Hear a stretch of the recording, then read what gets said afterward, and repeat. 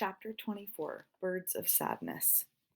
From the Badlands, we drove to Wall, South Dakota, to see the spectacular world famous Wall Drug, a gold dang tourist trap drugstore, Gramps said. Hell's bells.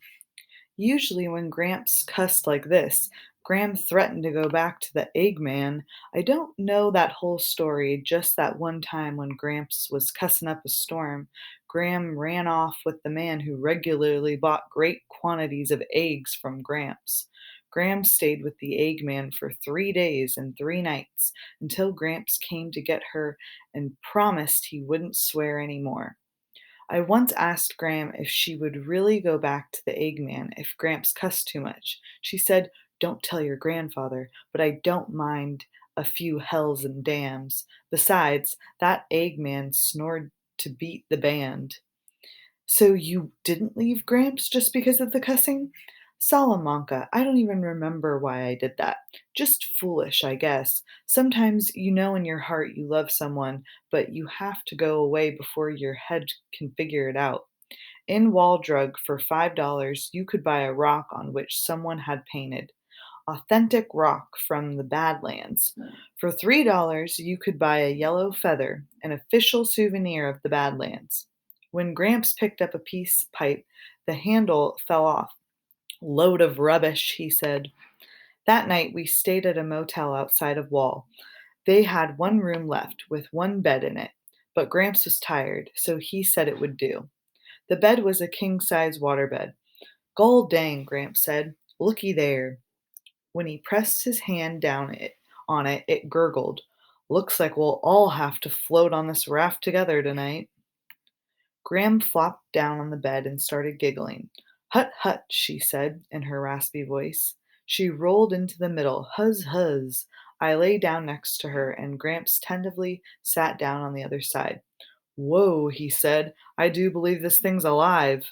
The three of us lay there sloshing around as Gramps turned this way and that. "Gol darn," he said. Tears were streaming down Gramps' face. She was giggling so hard. Gramps said, "Well, this ain't our marriage bed." That night I dreamed that I was floating down a river on a raft with my mother. We were laying on our backs looking up at the sky. The sky moved closer and closer to us. There was a sudden popping sound, and then we were up in the sky. Mama looked all around and said, "We can't be dead. We were just alive a minute ago." In the morning, we set out for the Black Hills and Mount Rushmore, which were not too far away. We expected to be there by lunchtime. No sooner were we in the car than Gramps said, "So what happened to Peebee's mother, and did Peebee get any more of those messages?" "I hope everything turned out all right," Graham said. "I'm a little worried about Peebee." On the day after Phoebe's show, her father, the suspicious spots in the unidentifiable hair strands, another message appeared. "You can't keep the birds of sadness from flying over your head, but you can keep them from nesting in your hair." Phoebe brought the message to school to show me. "The lunatic again," she said. "If he has already kidnapped your mother, why would he still be leaving messages?" "They're clues," she said. At school, people kept asking Phoebe about her mother's business trip to London. She tried to ignore them, but it wasn't always impossible. She had to answer some of the time. Mary Lou brought in a book about England, which proved that she was right about the Covent Garden. "See," she said, "it is Covent, not Covent." Christy was examining something on the ceiling. "Oh, that Covent Garden. I didn't mean that one. There's also a Covent Garden." Mary Lou jabbed the book. "There is not. Look here."